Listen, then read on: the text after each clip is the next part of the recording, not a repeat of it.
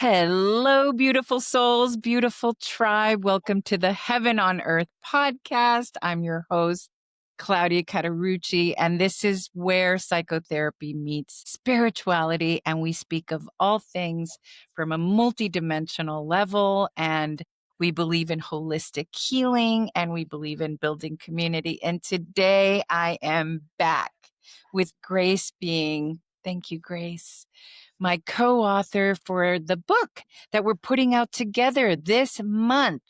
So I have the link to pre-order it down in the notes. Grace Being is the lead author in the book Healing from Narcissistic Abuse, and I am the secondary author. And Grace talks about it from a personal perspective, and I chime in with a clinical and psycho-spiritual lens. And it's just been such a gift to do this work with you, Grace. And today we're going to do the podcast in a bit of a different way. We're going to pull some topics from the book and discuss it a little bit more deeply with just conversation between us. And we'd love for you to have any questions or anything that you are thinking about, or if it hits the spot for you, write it in the comments and we'll certainly get back to you. And just know, 2 more announcements before Grace begins. We have created a YouTube channel that's called Healing from Narcissistic Abuse that will only be about the book, about conversations about healing from narcissistic abuse. I will put the link in the notes in the comments area. So please know that we are building a channel. And on that channel, Healing from Narcissistic Abuse, we will be having a monthly recording between Grace and I where we also go more deeply into topics that we are picking from the book that we will discuss. So please chime in, join us, share, like, comment. It is here for you because we take this topic so seriously because of how much damage and destruction this topic has done. And we are here for the healing of it. We are here for the healing. And I will be having a 6-week group, and that will be a paid group.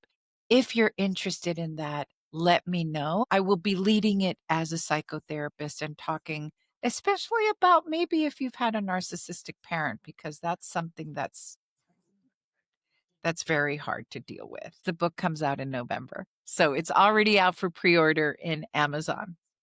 And now, Grace, welcome. Welcome. Thank you, Claudia. Thank you so much. It's so nice to be with you here again. Our last conversation, time flew by really quickly, and I'm sure today is going to be the same. So today, I really wanted to talk more about the book, as you said, and I think it's good to start by explaining the structure of the book. Because when I was thinking about how to write the book and the table of contents, I wanted to organize it in a way that was reflecting on my healing journey. The first step for me, at least, was really by understanding the psychology behind narcissistic abuse and educating myself about it. Because the more that you understand the dynamics that go on about when you're in a relationship, any kind of relationship with a narcissist, it really validates your experiences, especially since there's a high chance that the narcissist denies your experience and they don't give you any closure when you try to confront them with something. So the book is divided into 4 parts. The first part is my story, my chapter. Then we talk about the psychology behind narcissistic abuse. And then the third part is delving deeper on the psychology, on our psychology, to understand why we are attracted to narcissists. That was the second step in my healing journey. I noticed that there was a pattern in my life where I would fall prey to these people. It was definitely not the only person that had narcissistic traits. And so I got really curious and I really wanted to break this pattern, to become more conscious of my choices and what was happening inside of me that was attracting me and making me stay with these kind of people. So the third part of the book really goes into that. And then the fourth part, I talk about steps that you can take to cultivate a healthy relationship with yourself. And I really love how you describe it when you mentioned, even in the book, that we need to get a PhD on ourselves. And these flawedisms really get stuck in your head because they make a lot of sense. So that is the structure of the book. Yes, yes, yes. You're already having my, and I take notes. I'll be taking notes and I certainly read from my notes, but you already have my mind popping. And Grace, I remember when you invited me to be a co-author. And when I read that first part, your own personal story, it was a weird thing because I was completely mesmerized and fascinated. You pulled me right in, and not it's like watching a car crash, really, right? Because you describe it in so much detail. And I said this in the last podcast. I was so thankful for how much detail you provided, because even though you were exposing and being so vulnerable about these very humiliating experiences, it allows the reader to not only connect, to say, oh, me too. It also really showed all the tactics that where you really begin to self-doubt and leave yourself, because that's what happens. You also describe really fully. So I guess what we're doing is just jumping into the first part without a lot of detail, because listen, audience, you're going to want to pick up this book just to read her journey, because you will find yourself in it, and you will find that you connect with the part of you that has to defend, explain, beg. These are all the places that we are put in when we are part of the relational dynamic with a narcissist. And that can be a boss, a friend, a lover, a parent, a nation. Throwing that in. Out there. Just have to all in the small, small in the all. Grace, let's jump. I'm gonna can we just jump around a little bit? Let's go with part 2, because I know we'll connect back to your story.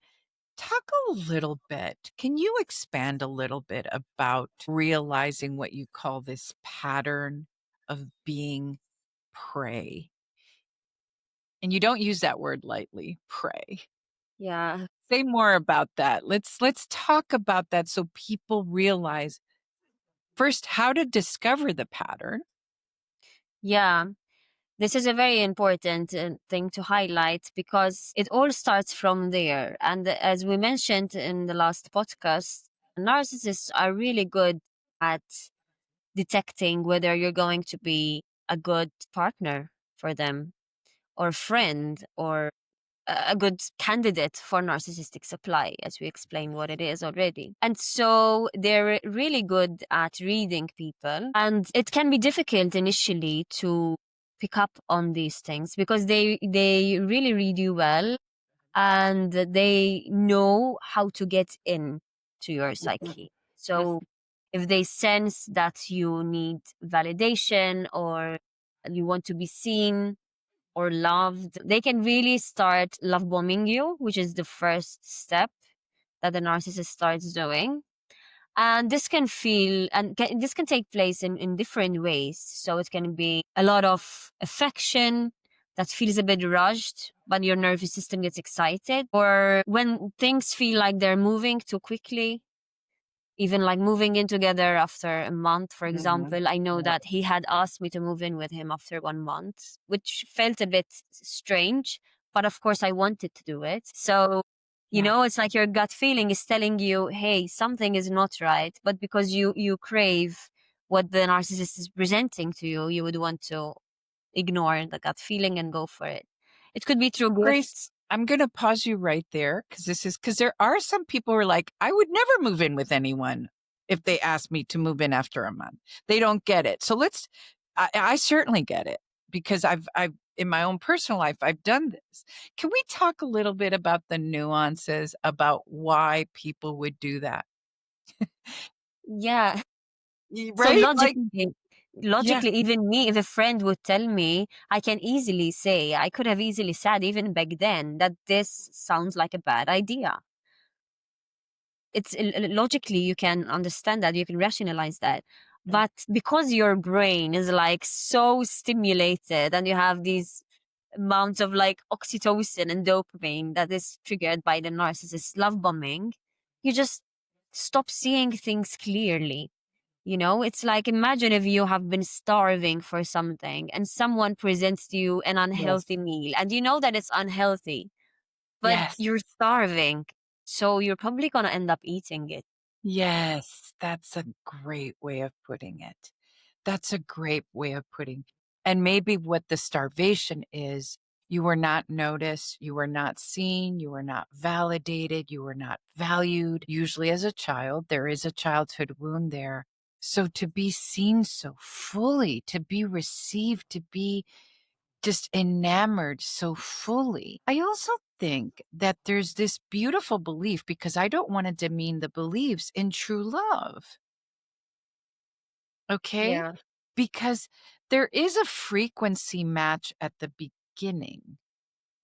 The narcissist is starving for you as much as you're starving for them. So there is a frequency, a starvation frequency match that feels so aligned. It does feel like a full chakra light up on both ends. And let me make a real, because I've been doing a series on psychic hits.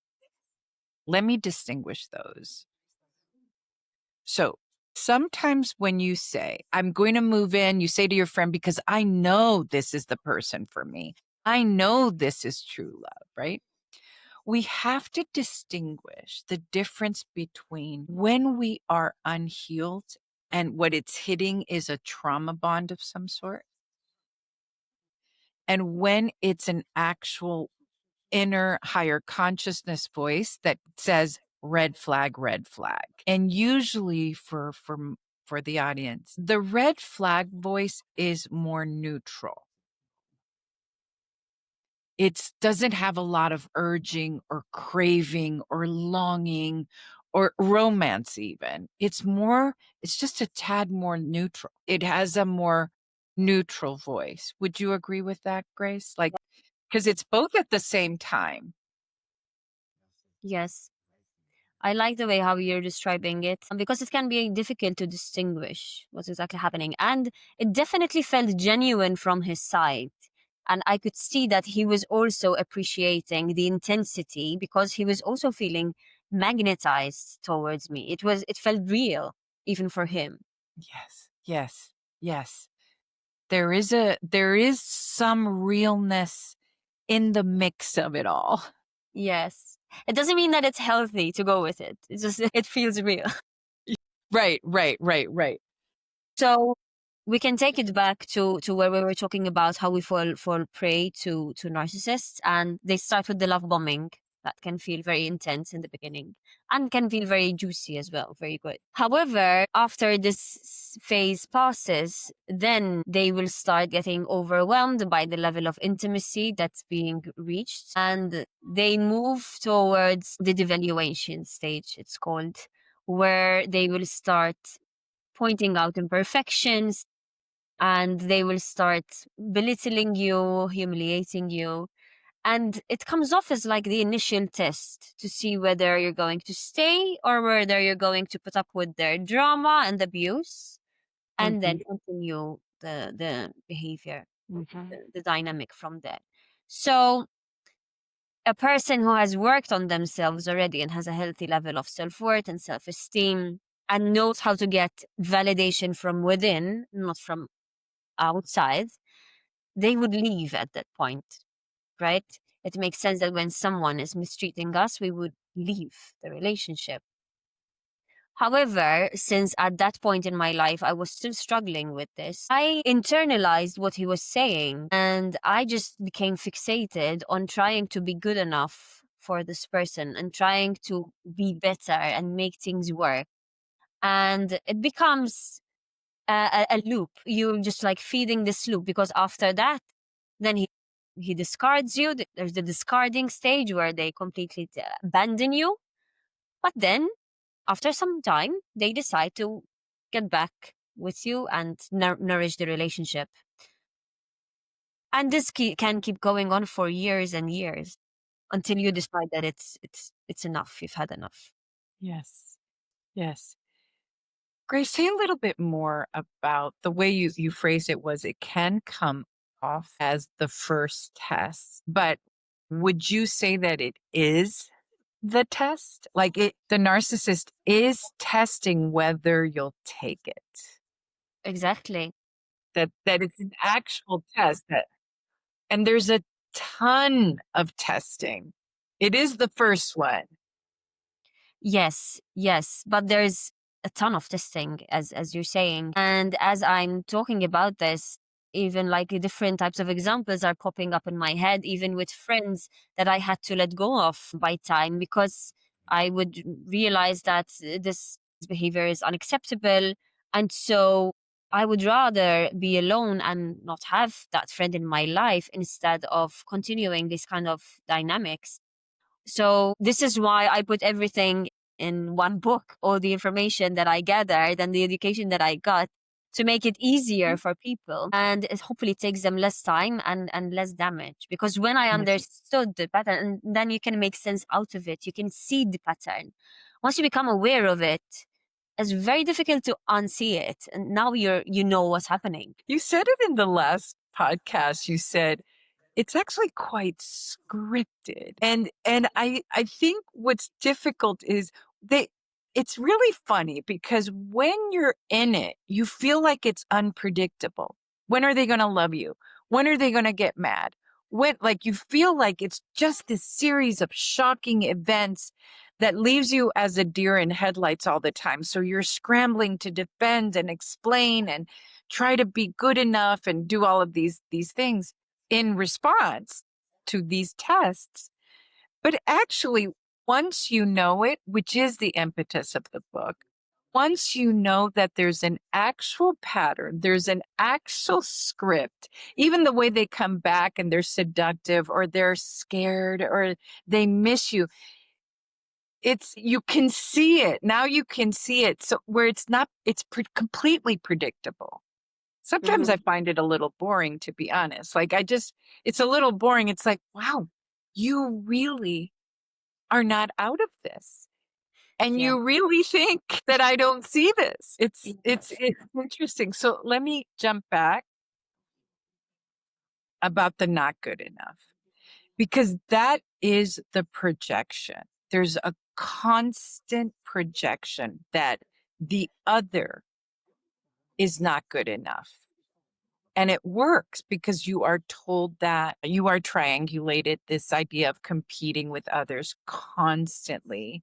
That's a big test. Like, who's going to win me? Who's going to fight for me? Mm-hmm. And you have to do all these hoop jumpings in order to win me. And it's like a Hunger Games. It's like I'm laughing, but it's actually not funny at all. It's extremely devastating and painful. Maybe what makes us smile is actually seeing it now. Yes, no, I understand because even me sometimes as I'm going through these things and explaining things, I can laugh at them. But of course at the time it was extremely painful, but we can laugh because we've done the work and we can see how ridiculous this game actually is. Well, and how much the not good enough was in them.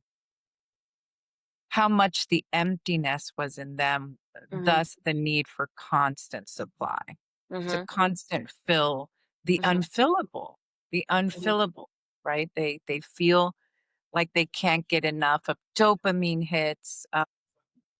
The other test that is really important for those of you who are still in this relationship is sort of the ride or die. You will be called a quitter. I remember being called a quitter, even though I had depleted all of me. And then there's a moment where you say, yeah, I am. I'm quitting this. Yeah, and I wish that I quit it earlier Yeah. actually. It's okay But to quit things in life if they're not working out, you know? yes. And a parent might call you a quitter, Mm, that you're not that ride or die mm, person. And that is a actual real phrase mhm, because mm, it can actually kill people. mm, yeah. But it really can, whether it's through them getting sick, digestive issues, cancers, Oh, yeah. severe isolation. Mhm. Mental health issues, yeah, for sure. Yes, yes. I'm thinking now as we're speaking, which makes the third part, the last part of the book so powerful and important, is that sometimes, most of the time, awareness is the first step, and it's not enough to cut off the relationships. It takes so much strength and inner work to be able to leave these kinds of relationships. I don't want to undermine and underestimate that just by learning and just by reading about these dynamics, it's going to be fine and easy, and now that's it. You're just going to leave the narcissist. I think that it becomes easier the moment that we start really working on ourselves, on healing our wounds. So first by through education, by understanding what's happening, but then we really need to take action and do the steps that some of them are mentioned in the book to really learn how to fill ourselves from within. And this void that you are talking about, that the narcissist experiences, but also we experienced while we were together, Yes. we need to learn how to fill this void and how to fill our own cup from within us. So the good things and the joy and the fulfillment and the purpose and the validation has to come from within you and not from the external world. Otherwise, you'll always be starving and seeking some kind of validation out there. Would you say, Grace, like even in the book, now that I'm thinking, certainly I teach this and preach this, that journey in is hard, right? It, Everything for me is the inner journey. Every single possible thing is the inner journey. But I say to people and I encourage them, those first layers are hard because you do have to revisit childhood wounds. You do have to see your own emptiness. This is where we're aligned with the narcissist. I always say that the origin story is very similar. Mhm. There's one very severe or multiple traumatic events that include maybe abuse, but definitely abandonment and neglect. That's where the empath or the person who's with the narcissist, that's where they align actually. And it's a sense of emptiness. How they deal with it is different. That's really the parting point, is how they deal with it. And for certainly for the person who's trying to heal, that going in is difficult because you have to, would you agree, have to get through those layers of seeing where you were abandoned, where you feel deeply alone, where you Yeah. feel less than, where you don't feel good enough. Yes, yeah, exactly. And yeah, certain repressed memories or emotions that our subconscious has been protecting us from, things that we couldn't see because we were not ready to see and understand. So we would be in denial of certain things in life or certain circumstances or emotions that have been trapped in our body, in our nervous system.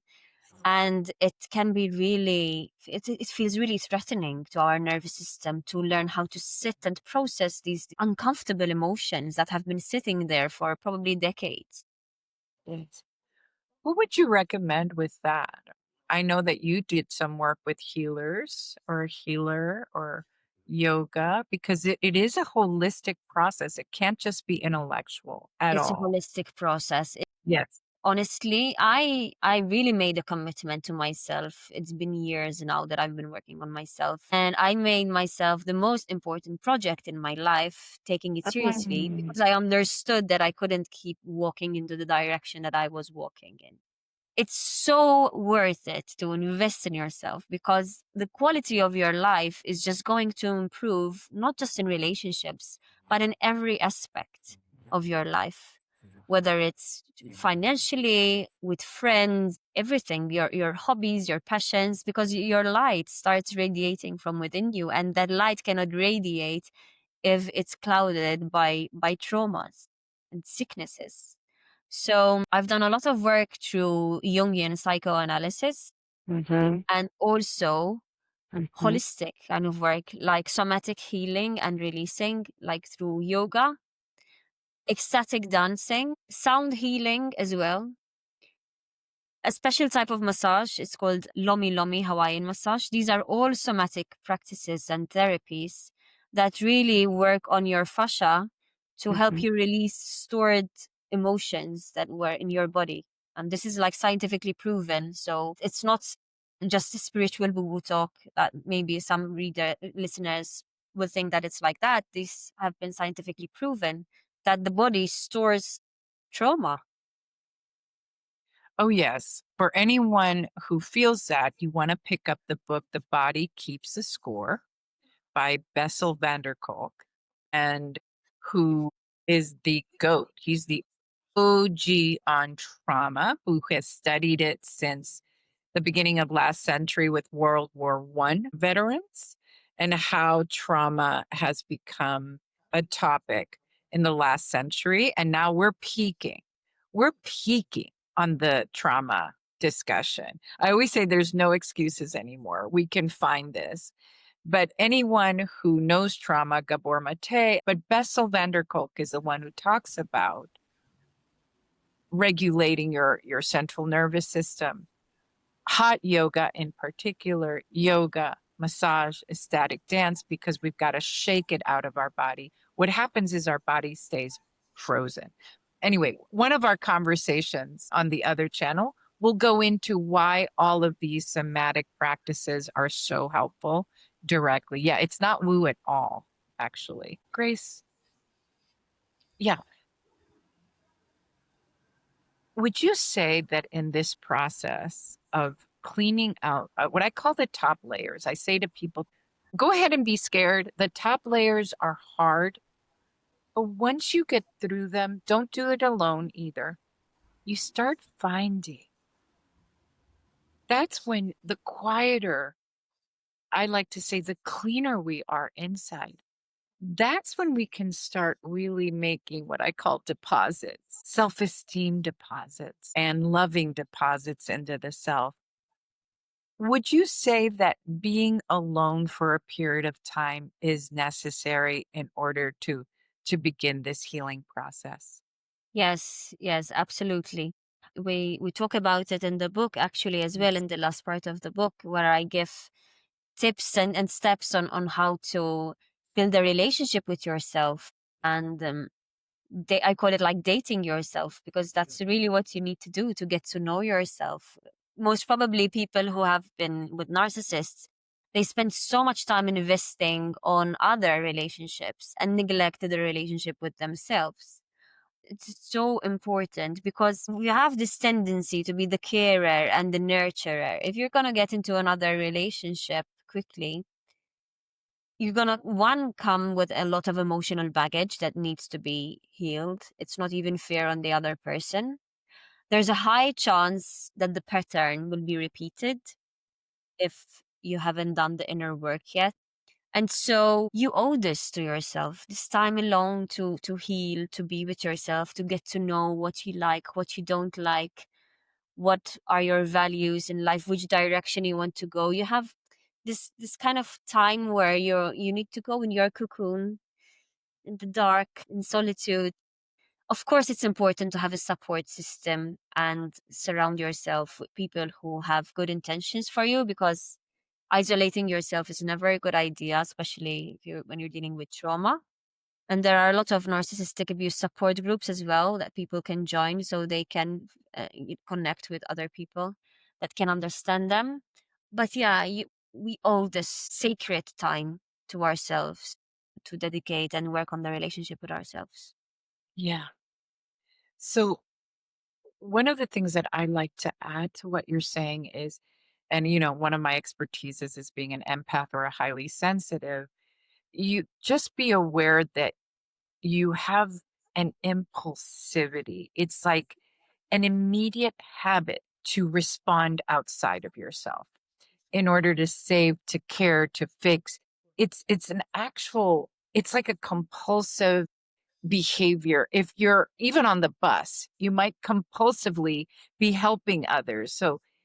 So in order to tame or to quiet and sometimes even to reverse that compulsion, because if that was you and your family, you're going to be that with the narcissist for you, sure, which is why it's a match. But if you move quickly or if you start to notice, I would invite everyone to notice this right now, that you just impulsively will solve a situation, will fix it, will be monitoring the room. It's an actual survival. It's a coping mechanism. Part of that impulsivity and that compulsion is to survive the environments that you're in, especially the dangerous and attacking and demeaning environment of being around a narcissist, a volatile person, an abusive person, even a silent person, because the narcissist can punish you with silence. Oh, yeah. Yes, absolutely. And Yeah. so you compulsively try to fill it in or do a lot of the work to make things okay. So this sacred time that Grace is talking about being alone is also to start managing those impulsivities and compulsivities, to reverse those habits, to actually have those sacred pauses to say, I don't need to respond to this right now. Hmm. Grace, this is something I didn't say in the last, and I really remember this. There's a part in your book where you talk about the time right after you left him. It struck me so powerfully, where you said you had Netflix in front of you and you didn't even know what you liked anymore. Yes. You literally could not choose what to watch on Netflix. Yes, that was shocking for me. I was shocked. And it wasn't just because there were so many things to watch. It was literally you no longer had any idea what your urge was. So that's how powerful the psychic dismemberment comes. Oh yes, yes. I remember that moment and I realized that I was so disconnected from myself and that I didn't have a sense of self anymore. No sense of identity, what I like, what I don't like. And I didn't know who I was. And it's so scary to navigate the world like that, to make choices. You have to make choices every day, you know? Yes. So you can easily end up making the wrong choices if you don't know what's good for you, what your needs are, what your interests are. And this part of myself has been neglected for so many years that I needed to develop that. And to develop that, yes, I needed to be alone. And I think you're the first person that made me aware of this impulse that you're talking about. It really felt when you mentioned this word to me, I really became aware that it is an impulse, actually. I can feel it even in my body. It's like you go forward, even when you try to Yes. help someone. It's like you can't help it. It's like your You just body. can't. The impulse is so, and it's like a compulsion, which is why when I talk about grounding for empaths or highly sensitives or people who've been in narcissistic, I always say, I want you to your first step is to lean back. Mhm. Like sit in your body throne, I call it.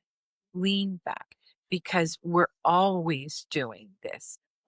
And Grace, every time, like, I think, talking to you just is so stimulating. And I guess maybe it's because we connect on seeing this, but I always say that the freest human is the choosing human. And so the first thing that's taken away is your choice Mm-hmm. and your decision making, Mm-hmm.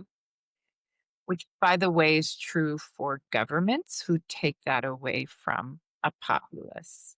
Mm. That's when you know that there's a narcissistic system at hand, Mm-hmm. really, or at a job, or in Mm-hmm. a family, or in a cult.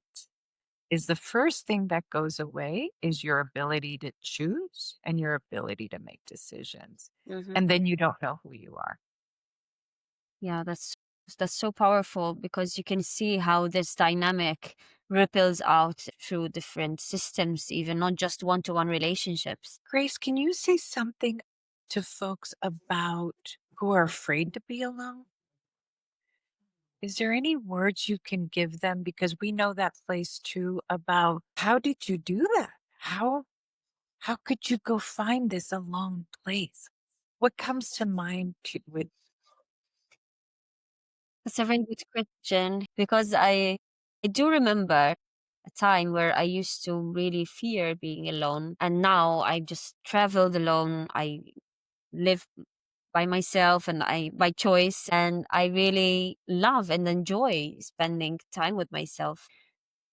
But to come to that, it's really facing that fear and exploring what do you think, what are you scared of really? Why are you scared of being alone? And trying to understand yourself with a sense of curiosity and openness, and understanding that before you face this and before you overcome it, it's not going to go away by itself. You're just going to get worse because you're going to keep hanging out with the wrong people, whether it be friends, and you're going to keep making the wrong choices just to avoid this. Yes. And also, I really wanted to do, I had plans then, like dreams that I wanted to achieve in my life. And I was waiting for people to do these dreams. And I realized that if I'm not going to meet someone that is aligned with my dreams, I'm going to miss out on them. So I need to take responsibility and make my dreams happen by myself, and really working on building a sense of security and inner trust. So beautiful. And look at you now. It's almost like at the center of the dynamic. There's a few centers, but let's go with this right now. First, the deep loneliness. The aloneness wound is what gets us into these situations. And again, as you say, Grace, it's not always just a narcissist. It might be a friend. That fear of being alone is one of the original wounds that leads us to sort of be open to anything, and anyone who wants to land us. Mm-hmm. Okay, so this is something that's worth working on no matter what. Because the other thing is the narcissist, this is one of their biggest points of exploitation. They will exploit it. They will remind you that only them can love how defective you are. Mm-hmm. Over and over and over, you will be told, and this includes from parents, that you are nothing without them and that no one out there will love you. And not only that, one of the tactics is to actually isolate you. By the way, that's what cults do. They start to isolate you from the rest of the world. It's what nations do. They start to isolate you from other nations.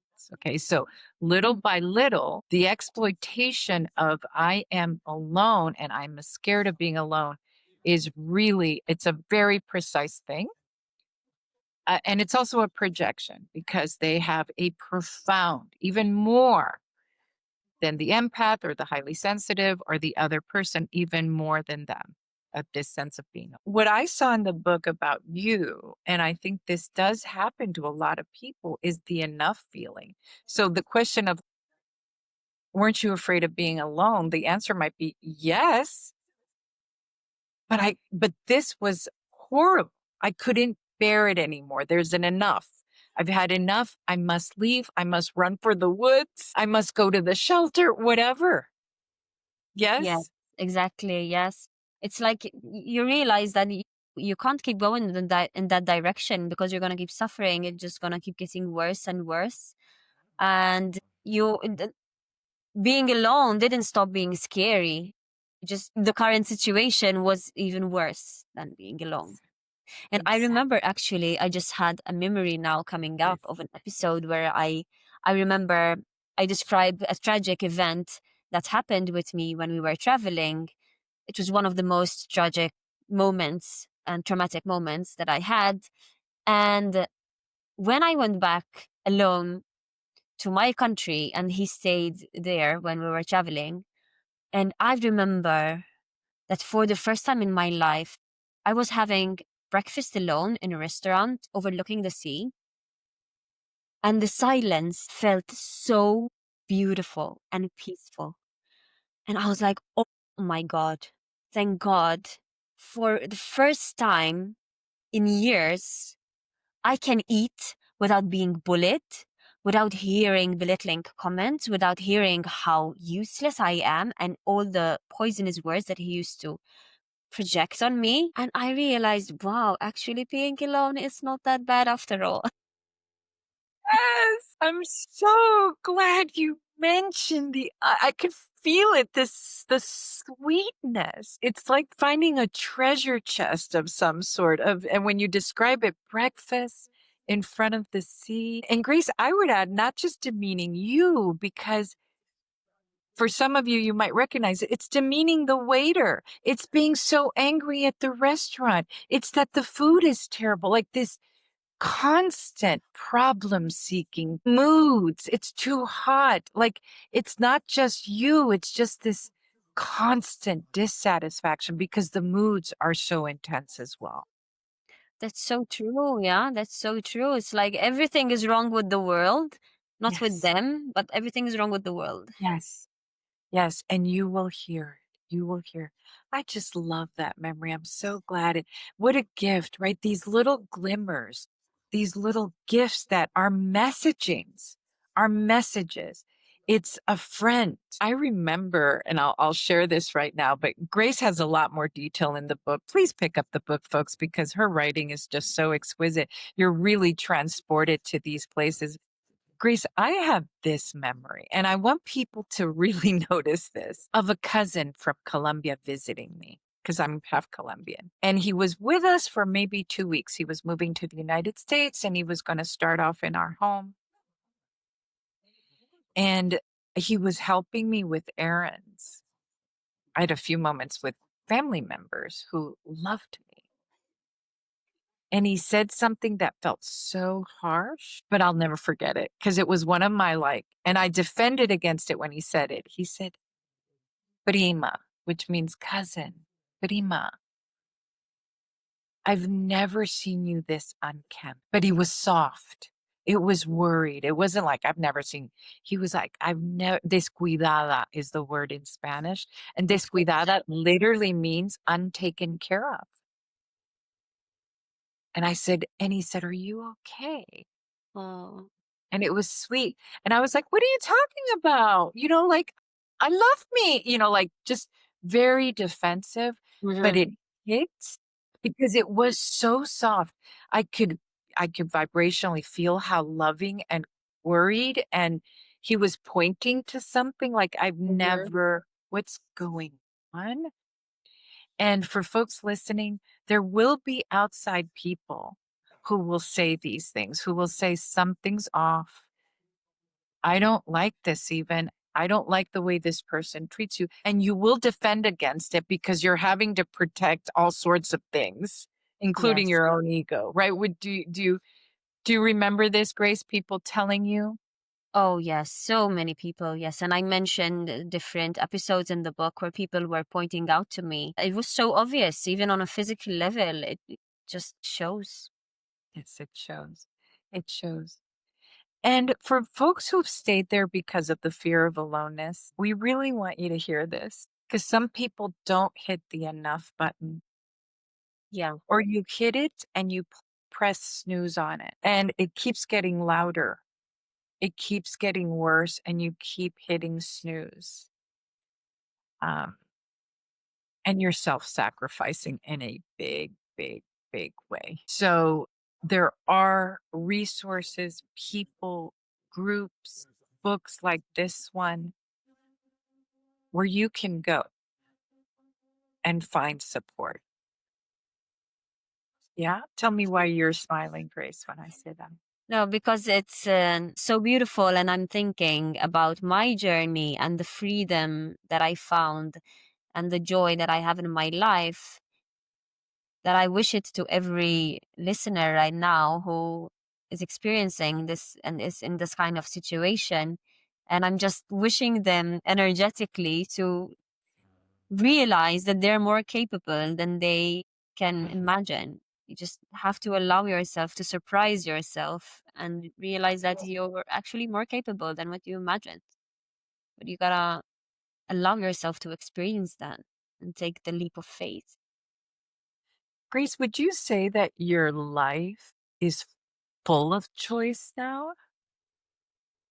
Yes, full of Can you choice, talk about that a little bit?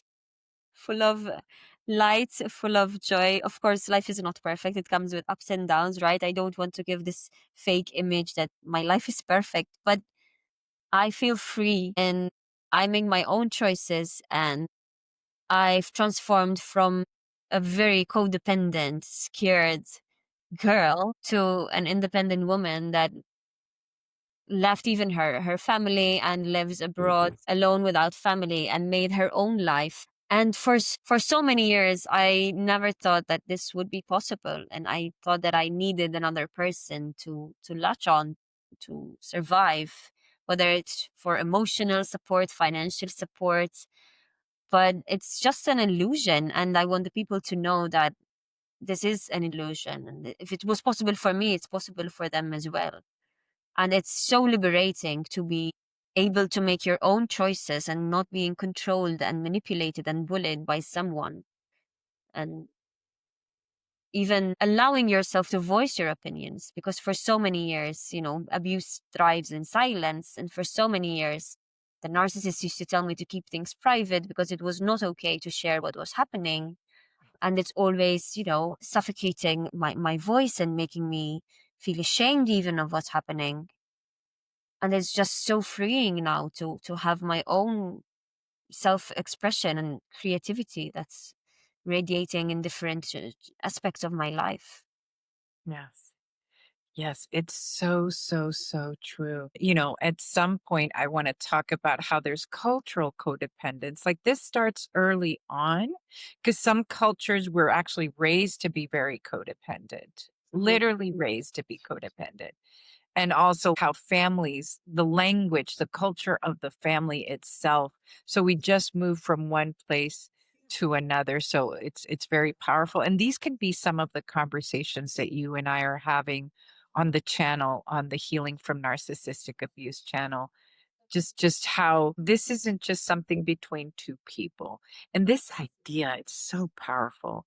It's very interesting of don't tell anyone. And the message there is because you'll betray me, you'll Yes. abandon me. You're a huge traitor. And I want to remind folks that from in certain cultures, this has changed since the pandemic. I've been tracking it. Cultures like the Latino culture, like my own, the Asian culture, Black culture, Black Americans, where you don't reveal your wounds, your dirty laundry, your trauma for all sorts of historical reasons. That's true, by the way, because it did make us vulnerable to other cultures. So we get it. But what ends up happening is that you end up suffering alone a lot and not being able to be mirrored or reflected in other spaces that have had more healing. So I really want to remind folks of that it's this idea of you will be betraying me or you will be betraying us if Hmm. you go anywhere outside of us Hmm. to talk about this suffering. Yes, that's how it felt like, absolutely, that I was betraying him if I was sharing what was happening. And if you're kind hearted, you actually genuinely feel it. You don't want to betray their vulnerability. You actually try to protect them, if anything, you try to protect their fragile ego, if anything. Yes. Well, Grace, we're coming up to the last minutes of this podcast. Can you look at your list and see if there's anything that you would have wanted to say more about today? I mean, we could go hours on this. We Of can go course, hours and hours, and we will. We will on the other channel, but on the other channel. Yeah. yeah. I think to end this, it's also important to mention that this is a very important step in the process. Allowing ourselves to grieve and letting go, it takes time, because when you're ending a relationship with a narcissist, it's really difficult for your brain to understand that this person, this idealized projection that they gave you, is not real. And for me, this was so difficult to process, that the person that I loved was actually an illusion. He did not exist. It felt like someone died, literally, like, because this person is not real. And that takes time to grieve and let go. It's really difficult.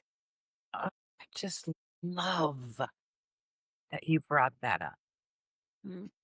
because it's not just inside the relationship. It's the leaving of the relationship that takes ridiculous amounts of courage. But then the last part is this chapter. It isn't profound and deep and hard chapter of grief, not just of the illusion. Right. I find that what's shocking it's like a delayering.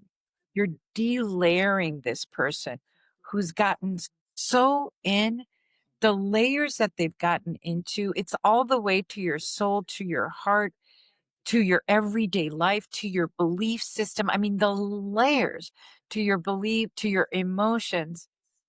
What was hard for me, and I repeat it over and over in the Empath Leader book, but in this book everywhere, is the cruelty. Yeah, You're yeah.